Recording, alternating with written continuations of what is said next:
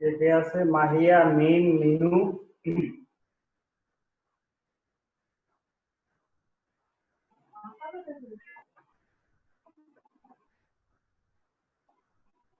পাবন শাহ নাকি?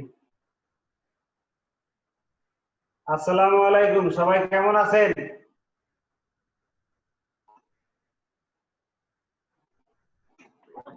আলহামদুলিল্লাহ।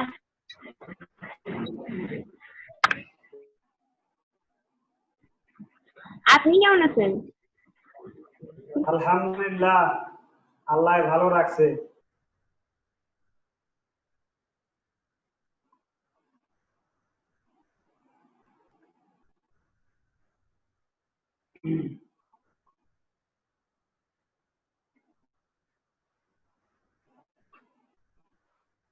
আমরা এর আগের ক্লাসে সালোক সংশ্লেষণের প্রভাবক গুলো পড়ছিলাম। সালোক সংশ্লেষণের প্রভাবক।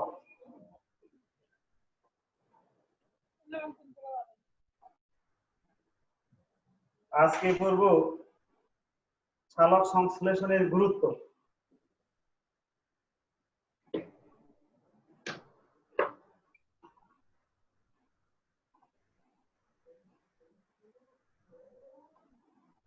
আমরা জানি যে সমস্ত শক্তির উৎস হলো সূর্য। সমস্ত শক্তির উৎসকে সূর্য হলো সমস্ত শক্তির উৎস। এই সূর্য থেকে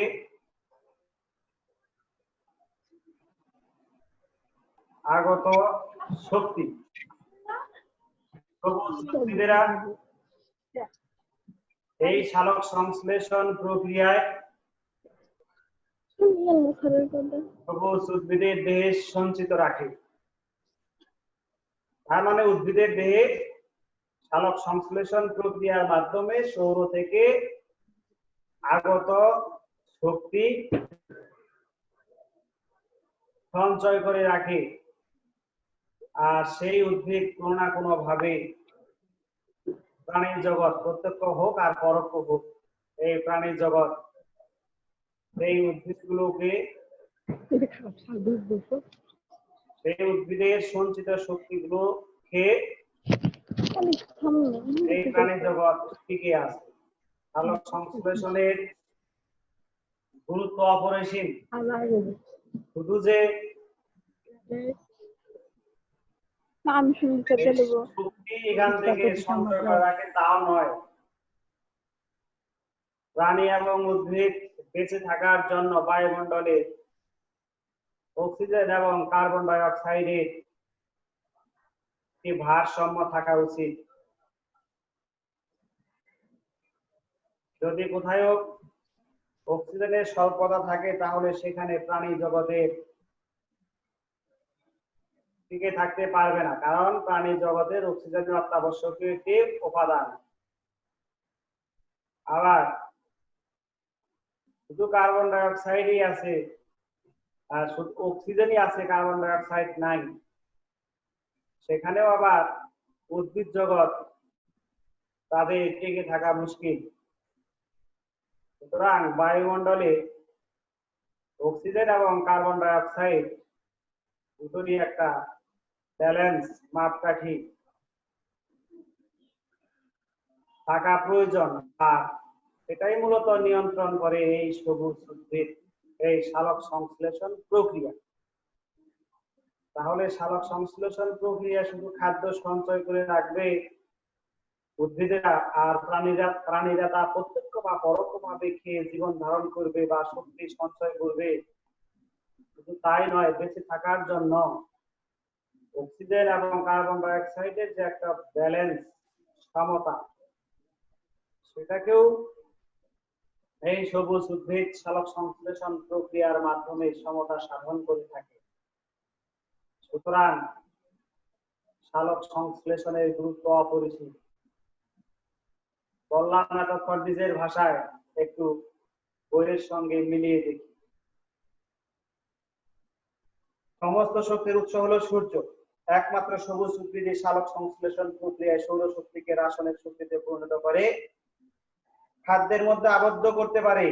কোন প্রাণী তার নিজের খাদ্য প্রস্তুত করতে পারে না। প্রাণীরা তাহলে কোন প্রাণী তার নিজের খাদ্য প্রস্তুত করতে পারে না।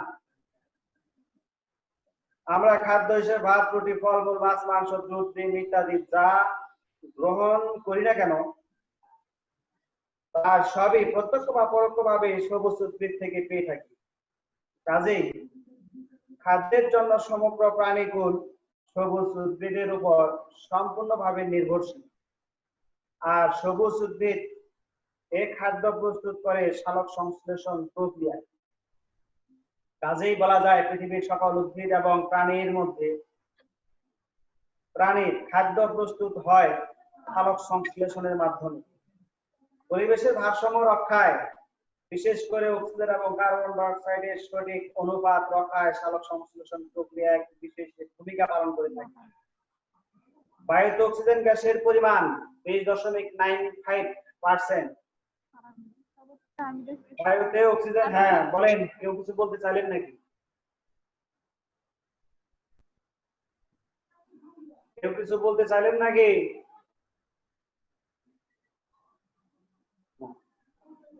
তাহলে বায়ুতে অক্সিজেনের পরিমাণ আছে কত পার্সেন্ট? 20.95, অথবা অনেক জায়গাতে 20% থাকবে, 95 থাকে না, 20%, 22%, 28%, 25% এরকম থাকবে। সেক্ষেত্রে আমরা 20% ব্যবহার করব। আর যদি 20.95 থাকে তাহলে তার কোনো কথাই নেই। এখন কার্বন ডাই অক্সাইডের পরিমাণ 0.033% অথবা শুধু 0.03%। পৃথিবীতে উদ্ভিদ ও প্রাণীর স্বাভাবিক বৃদ্ধি এবং জীবনযাপনের জন্য বায়ুতে দুটি গ্যাসের পরিমাণ স্বাভাবিক পর্যায়ে থাকতে হয়। এই পরিমাণের তারতম্য ঘটলে বায়ুমণ্ডল জীবজগতের জন্য ক্ষতিকর হয়ে উঠবে। আমরা জানি সব জীবেরই সব সময়ের জন্য শ্বসন ক্রিয়া চলতে থাকে। হ্যাঁ, সকল জীব, এখানে উদ্ভিদ এবং প্রাণী আলাদা করে বলা আছে না, সকল জীবের কথা বলা আছে। সকল জীব তার মানে উদ্ভিদ এবং প্রাণী, সকল জীবের সার্বক্ষণিক শ্বসন ক্রিয়া চলতে থাকে। ক্রিয়া, শ্বসন ক্রিয়া চলতে থাকে। আর এই তোমরা জানো নিঃসন্দেহে শ্বসন ক্রিয়া চলার জন্য অক্সিজেন একটি অত্যাবশ্যকীয় উপাদান। অক্সিজেন একটি অত্যাবশ্যকীয় উপাদান। অনেকেই বলে গাছ বা সবুজ উদ্ভিদ অক্সিজেন গ্রহণ করে। হ্যাঁ, কথা সত্য।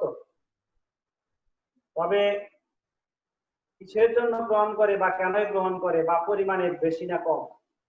কারণ তোমরা জানো যে না, গাছ তো আমরা এই জীবন শুনছি সালোক সংশ্লেষণ প্রক্রিয়ার জন্য বায়ুমণ্ডল থেকে,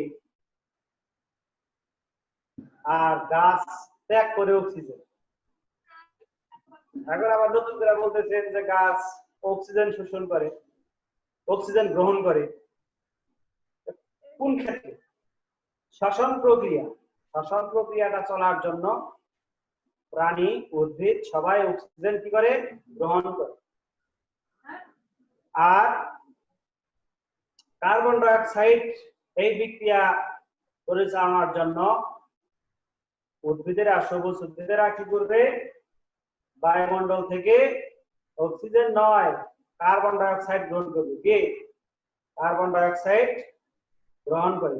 সালোক সংশ্লেষণ প্রক্রিয়ার জন্য কার্বন ডাই অক্সাইড গ্রহণ, শ্বসন প্রক্রিয়া চলার জন্য অক্সিজেন গ্রহণ।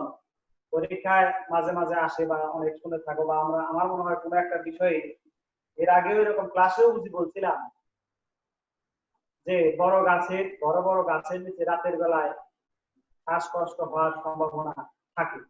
কিন্তু কেন? বড় বড় গাছের নিচে রাতের বেলায় শুয়ে থাকলে বা বসে থাকলে শ্বাসকষ্ট হওয়ার সম্ভাবনা থাকে, কিন্তু কেন? উত্তর মনে হয় অনেকেই জানি যে যেহেতু রাতের বেলাতে সালোক সংশ্লেষণ প্রক্রিয়াটা আপাতত বন্ধ থাকে, আর সালোক সংশ্লেষণ প্রক্রিয়া বন্ধ থাকলেও, যেহেতু সূর্যের আলো নাই, সালোক সংশ্লেষণ প্রক্রিয়া বন্ধ।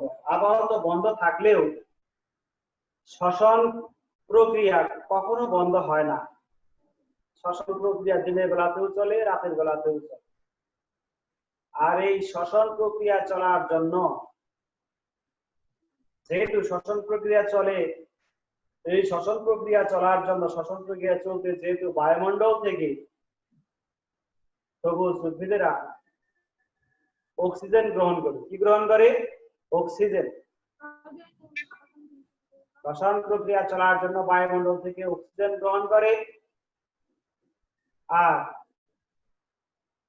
কার্বন ডাই অক্সাইড ত্যাগ করে। যেহেতু রাতের বেলাতে সূর্য আলো নাই, সালোক সংশ্লেষণ প্রক্রিয়া বন্ধ, শ্বসন প্রক্রিয়া চলা থাকে, শুধু শ্বসন প্রক্রিয়া শুধু সচল থাকে। বায়ুমণ্ডল থেকে অক্সিজেন গ্রহণ করে এবং কার্বন ডাই অক্সাইড ত্যাগ করে। আর এই কার্বন ডাই অক্সাইড অক্সিজেন অপেক্ষা ভারী হওয়ার কারণে, যদি রাতের বেলাতে কোনো বাতাস প্রবাহিত না থাকে, এই কার্বন ডাই অক্সাইড গুলো আস্তে আস্তে নিচের দিকে ভূপৃষ্ঠে পতিত হয় বা নিচের দিকে জমা হতে থাকে। আর এই কারণেই, কার্বন ডাই অক্সাইডের উপস্থিতির কারণেই বড় গাছের নিচে রাতের বেলাতে শুয়ে থাকলে শ্বাসকষ্ট হওয়ার সম্ভাবনা থাকে। বুঝতে হবে শ্বাসকষ্ট হচ্ছে এখানে অক্সিজেনের স্বল্পতা, কার্বন ডাই অক্সাইডের আধিক্য, তাহলে শ্বাসকষ্ট হওয়ার সম্ভাবনা থাকে। রানী শুনছি? হ্যাঁ স্যার। বলতে পারবো তো নাকি যে বড় গাছের নিচে রাতের বেলায় ঘুমালে বা শুয়ে থাকলে শ্বাসকষ্ট হতে পারে, কিন্তু কেন? বলতে পারবো তো? হ্যাঁ স্যার। তাহলে আরেকটু বইয়ে আরেকটু আসি।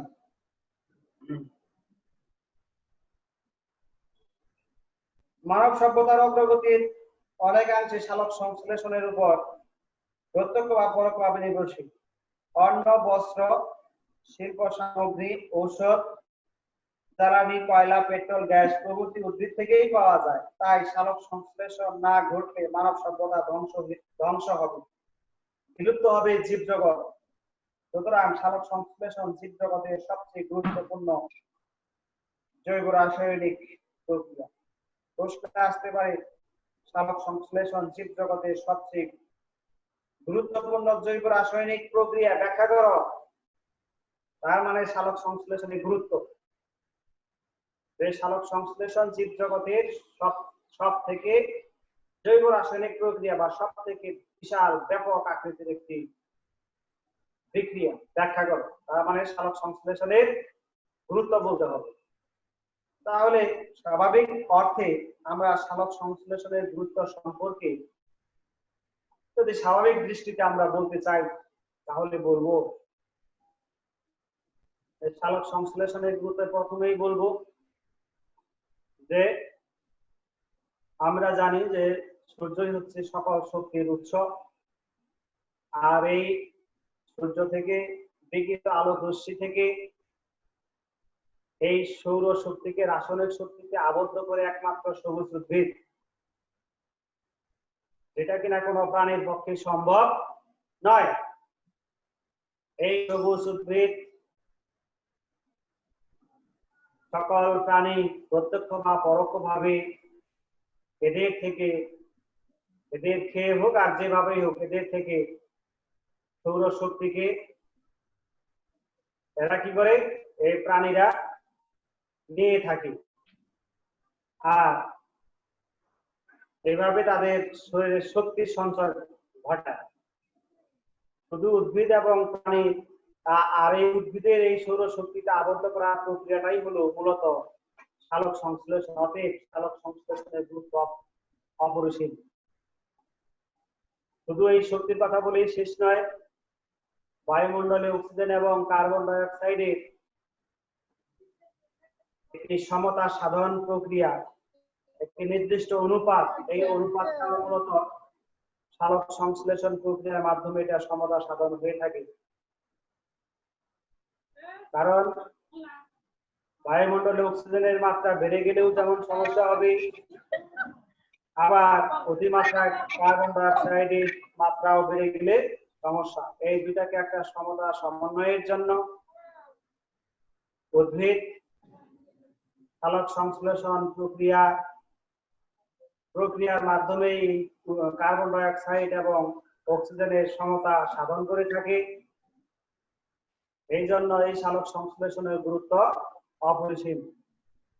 এখন তোমাকে দেখতে হবে এই সালোক সংশ্লেষণের গুরুত্ব আসলে এটা কত মার্ক, 1 মার্ক, 2 মার্ক না 3 মার্ক, যেমন মার্ক থাকবে আলোচনায় ঠিক তেমনটাই লিখতে হবে।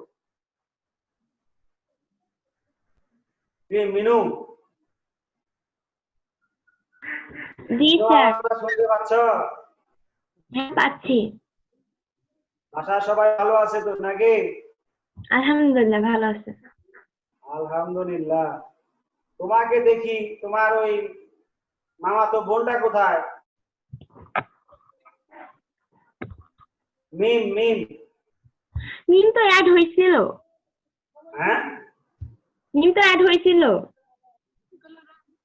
এই তো মিম। হ্যাঁ, এটা কি এই মিম? ওই কি তোমাদের বাসাতে আছে না অন্যত্র? না, ওর নিজের বাসায় আছে। ওর নিজের বাসায়? হ্যাঁ। ও আচ্ছা। তাহলে সালোক সংশ্লেষণের গুরুত্ব আমরা বলা যাবে তো নাকি? জি স্যার।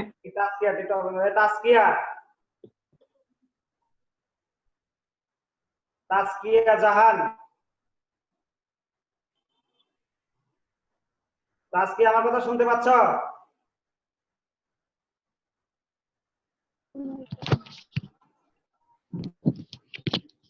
তাসকিয়া, এই অনলাইনে থাকে কেন তাসকিয়া? আরে আমি তো বলছি।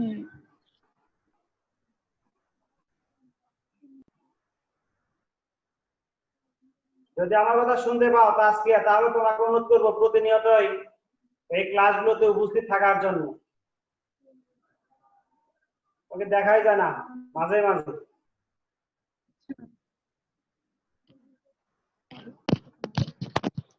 প্রতিনিয়ত যে নাহা, তিশা, মিনু, মাহিয়া, যে কজন আজকে আছে এই কয়েকজন নিয়মিত প্রতিদিনই দেখা যায়, আর বাকিগুলা অল্টারনেটিভ। তাহলে আজকে আমরা সালোক সংশ্লেষণের গুরুত্ব পড়ছিলাম। তো আশা করি সালোক সংশ্লেষণের গুরুত্ব সবাই বুঝতে পারছি। এটা যেহেতু শুধু নবম শ্রেণীতে নয়, ওই সপ্তম শ্রেণী বা ক্লাস থেকে সালোক সংশ্লেষণের গুরুত্ব কম বেশি আছে। একদম যে নতুন কথা তা নয়, বেশ পুরাতন কথা।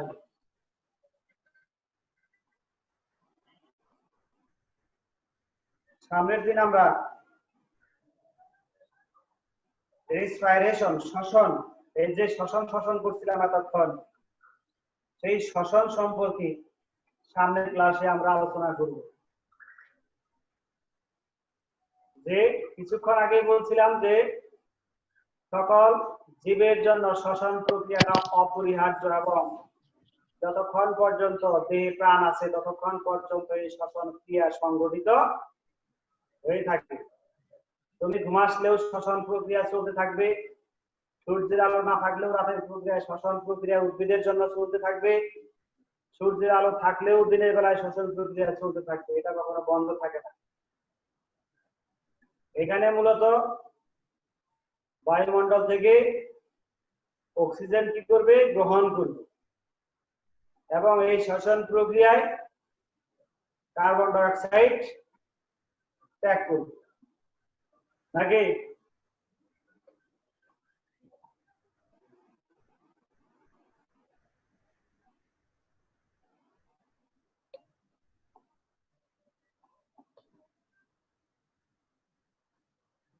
দেখি একটু পূর্বের আলোচনা, যেমন প্রভাবক, অভ্যন্তরীণ প্রভাবক এবং বাহ্যিক প্রভাবক। এই প্রভাবকটা আসলে প্রভাবকটাই বা কি জিনিস? মাহিয়া, জি স্যার। প্রভাবক, এই প্রভাবকটা কি আসে?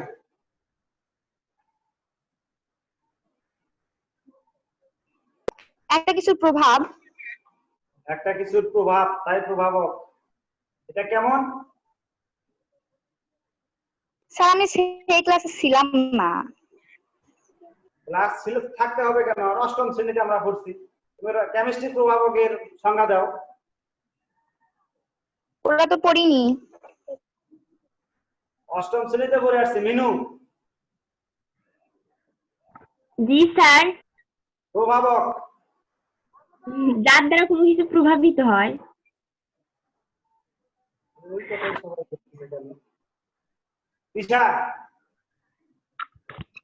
হ্যাঁ স্যার। প্রভাবক স্যার সালোক সংশ্লেষণের জন্য যেসব উপাদান প্রয়োজন।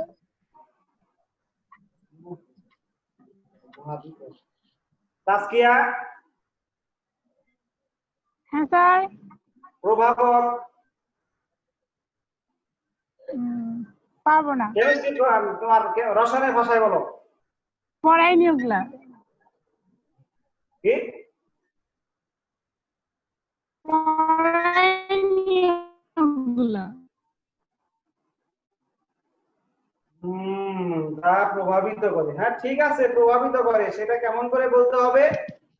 যদি কোনো আবারও আজকেও আবার বলি, তো একবার কিন্তু পড়া শেষ, সেটা পড়ার প্রথমে একবার বলেওছিলাম, আজকে আবারও বলি যে রাসায়নিক বিক্রিয়ায় অংশগ্রহণ করে রাসায়নিক বিক্রিয়ার গতিকে ত্বরান্বিত বা হ্রাস করবে এবং বিক্রিয়া শেষে সে নিজে অপরিবর্তিত থাকবে, তাই হলো প্রভাবক।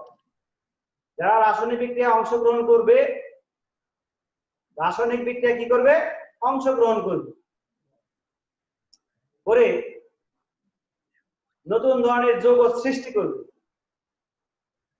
বিক্রিয়া শেষে তারা নিজেরা অপরিবর্তিত থাকবে এবং ওই বিক্রিয়ার গতিকে ত্বরান্বিত অথবা হ্রাস, ত্বরান্বিত বুঝি বিক্রিয়ার গতিকে বাড়িয়ে দিবে অথবা হ্রাস করবে, শব্দের অর্থ বিক্রিয়ার গতিকে কমাই দিবে। কোন একটি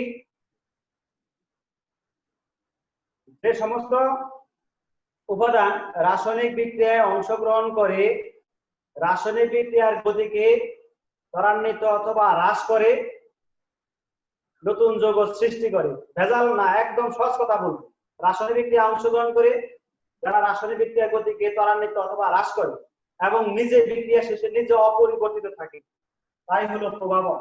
তাহলে প্রভাবক বলতে রাসায়নিক বিক্রিয়ায় অংশগ্রহণ করবে, করে কি করবে? রাসায়নিক বিক্রিয়ার গতিকে বৃদ্ধি করবে অথবা রাসায়নিক বিক্রিয়ার গতিকে হ্রাস করে দেবে। বিক্রিয়ার একটা গতি আছে, দ্রুত বিক্রিয়া ঘটতে পারে বা আস্তে আস্তে বিক্রিয়া হতে পারে নাকি? যদি কোনো উপাদান, যদি কোনো এলিমেন্ট রাসায়নিক বিক্রিয়ায় অংশগ্রহণ করে রাসায়নিক বিক্রিয়ার গতিকে ত্বরান্বিত অথবা হ্রাস করে, বিক্রিয়া শেষে সে অপরিবর্তিত থাকে, সে কারণে বিক্রিয়া পারে না, তাই হলো প্রভাবক। কে সবাই শুনছে?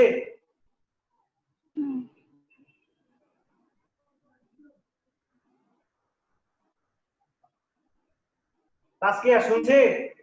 বড়। হ্যাঁ স্যার। পাওয়া যাবে। রাসায়নিক বিক্রিয়ায় অংশগ্রহণ করে রাসায়নিক বিক্রিয়ার গতিকে কি করবে? বৃদ্ধি বা হ্রাস। রাসায়নিক বিক্রিয়ার গতিকে বৃদ্ধি করতে পারে আবার হ্রাসও করতে পারে। বিক্রিয়া শেষে ওই উপাদান আবার কি করবে? অপরিবর্তিত থাকবে, সে কারোর সাথে আবার বিক্রিয়া করবে না, তাই হলো প্রভাবক। দুই বন্ধু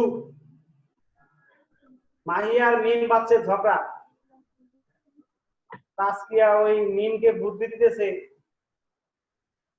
ওই মাহিয়া একটু বড়, তুমি একটু ছোট, ওই জন্য ওর গায়ের শক্তি দিয়ে তোমাকে পিটন দিতেছে।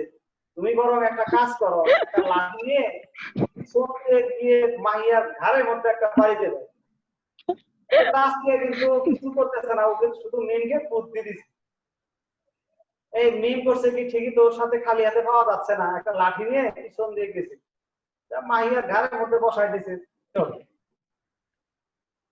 দুইজনের মধ্যে তো আরো ঝগড়াটা বৃদ্ধি মানে ব্যাপক আকার ধারণ করছে, শেষ পর্যন্ত দুইজনের ফ্যামিলিগত ঝগড়া। মাঝখান থেকে তাসকে কিন্তু আসলে এই ঝগড়ায় ওনার সঙ্গে মাহিয়ার সঙ্গেও আগে যেরকম মিল ছিল, ওই মিমের সঙ্গেও একই মিল। তাসকে অপরিবর্তিত, ওরা বুঝতেই পারলো না যে তাসকে এখানে একটু বুদ্ধি টুদ্ধি দিছে, দিয়ে এই গতিটা একটু বাড়িয়ে দিচ্ছে। তাহলে তার প্রভাব হিসেবে তাসকে কাজ করলো।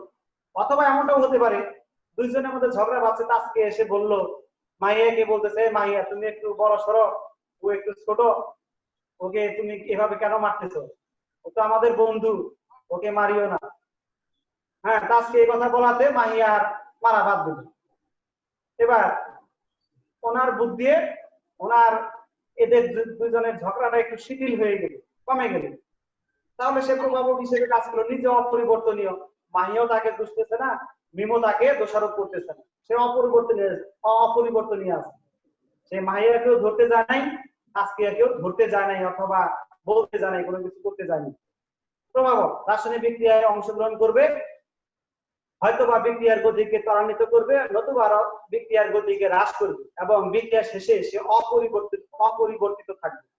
তাই হলো প্রভাবক। ক্লিয়ার? জি স্যার।